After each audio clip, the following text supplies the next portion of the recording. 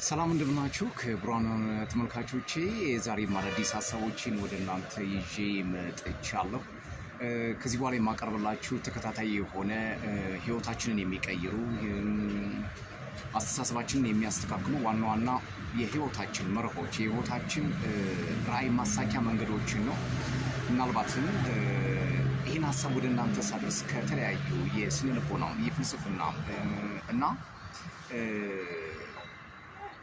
በደንብ ጥናት ከተደረገባቸው ተሲሶች ተጨምቀው የወጡ 100 ሀሳቦች ናቸው። ለዛሬ 5ቱን ለሌላ ጊዜ ደግሞ 5ቱን እያደረኩኝ በተከታታይ ወደ እናንተ የማቀርባቸው ነው የሚሆኑት።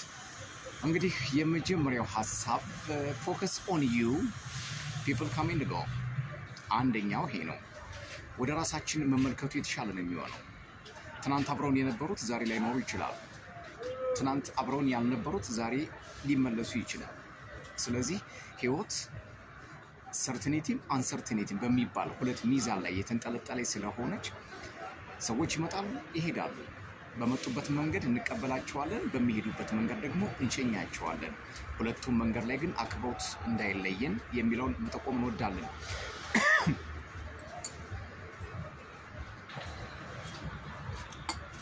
ሁለተኛው ሀሳብ አእምሮን ካልተቆጣጠርክ የሆነ ሰው እንዲቆጣጠርህ ስልጣን ትሰጠዋለህ ማለት ነው ይላል። ከ100 ህጎች ሁለተኛውን ወደ እናንተ እያደረስኩ ያለሁት። ብዙ ጊዜ አእምሯችን ይባክናል፣ ይንከለከላል፣ ይወጣል፣ ይወርዳል፣ አንዱን ይይዛል፣ አንዱን ይጨብጣል። ስለዚህ የሆነ ቦታ ላይ አይረጋም፣ አይሰክንም፣ የሆነ ቦታ ላይ አያድብም። ስለዚህ አእምሯችን ሴትል ካልሆነ፣ ካልተረጋጋ፣ ካልሰከነ፣ ተገቢውን ቦታ በአግባቡ ካልሰጠነው ለሌሎቹ ሰዎች እንዲቆጣጠሩን፣ እንዲገዙን፣ እንዲያስሩን፣ እንዲመሩን እናደርጋለን ማለት ነው። ስለዚህ እነዚህን ሀሳቦች በአእምሯችን የሚመላለሱትን እያንዳንዳቸውን ሁሉንም የሚመጡትንም፣ የሚሄዱትንም፣ የሚወርዱትንም፣ የሚቃኑትንም፣ የሚንሳፈፉትንም ዋቴቨር ኢት ኢዝ በጭንቅላታችን ውስጥ የሚመጡት ሀሳቦችን መቆጣጠር፣ ማረጋጋት፣ ማርኮ መግዛት ያስፈልጋል ማለት ነው። በዚሁ አጋጣሚ አንድ የቡዲስቶች አባባል አለ። መንኪ ማይንድ ይሉታል እንደሱ። መንኪ ማይንድ ማለት ወይም ደግሞ የአእምሮ የዝንጀሮ ጭንቅላት ማለት ብዙ ጊዜ አይታችሁ ከሆነ ዝንጀሮ ከአንድ ዛፍ ወደ ሌላ ዛፍ፣ ከአንድ ቦታ ወደ ሌላ ቦታ ነው የሚሽከረከረው። አይረጋም፣ ይዞራል። 360 ነው አቅጣጫው እንትን የሚለው እና መርጋት የግድ ያስፈልጋል። አውት ኦፍ መንኪ ማይንድ መሆን ያስፈልጋል ማለት ነው። ሶስተኛው አንዳንድ ልባችን የሰበሩ ነገሮች ሰዎችም ሊሆኑ ይችላሉ።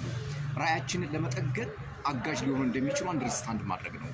ተሰብሮ ከመከስከስ፣ ተከስክሶ ከመርገፍ ራስን መከላከል ያስፈልጋል ማለት ነው።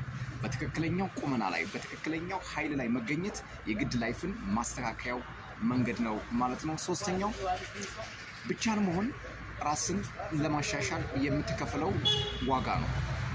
ብዙ ጊዜ ብቻችን ስንቀመጥ እንሰጋለን፣ እንፈራለን፣ እንሸበራለን። ነገር ግን በብቸኝነትና በብቻን መሆን መካከል ያለው ልዩነት ብዙ ሰዎች ተናግረውታል። ብቸኝነት የምንለው መነጠል፣ ፍርሃት ያለበት መገለል ማለት ነው። ብቻን መሆን ማለት ግን ለራሳችን፣ ለነፍሳችን፣ ለዓላማችን፣ ለአምላካችን አብስተን የምንሰጠው ጊዜ ማለት ነው። ከራሳችን ጋር ከመንፈሳችን ጋር እርቅ የምንፈጥርበትን ሰዓት ማብዛት ማለት ነው።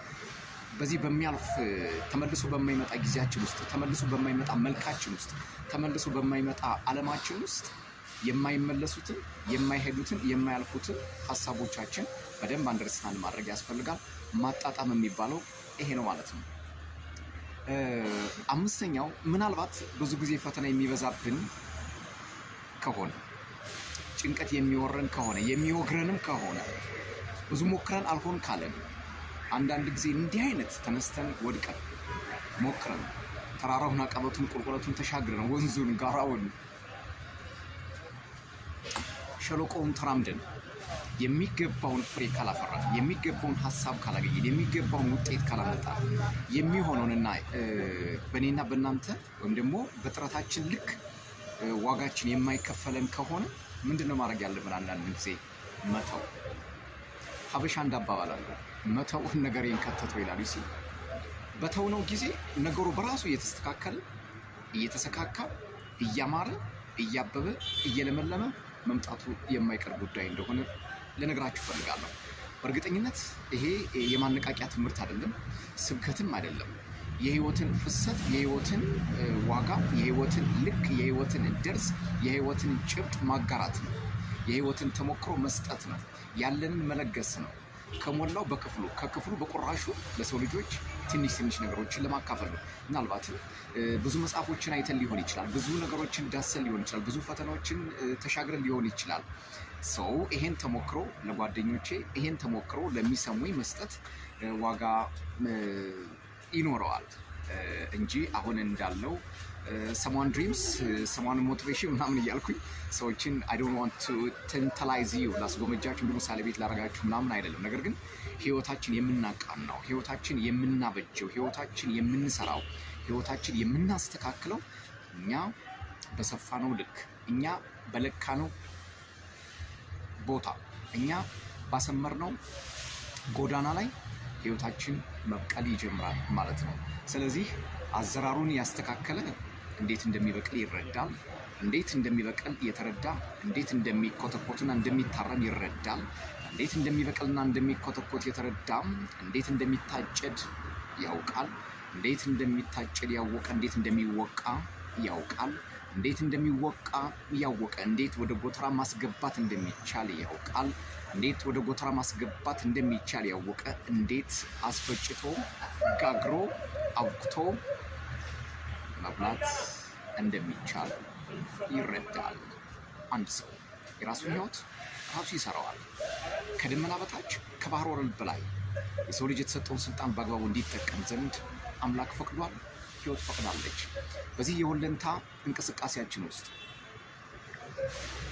ወይም ደግሞ በዚህ በዩኒቨርስ መተላለፍ ላይ ሚዛኑን የጠበቀ ላይፍ ለመኖር ከተፈለገ ራስን መስራት፣ ራስ ላይ ፎከስ ማድረግ፣ ራስን አንደርስታንድ ማድረግ፣ ራስን በአግባቡ መቀበል ትልቅ ድል ይሆናል ብለን እናምናለን።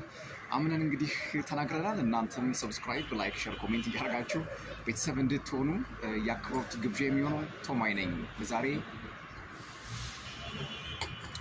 ይመቻችሁ።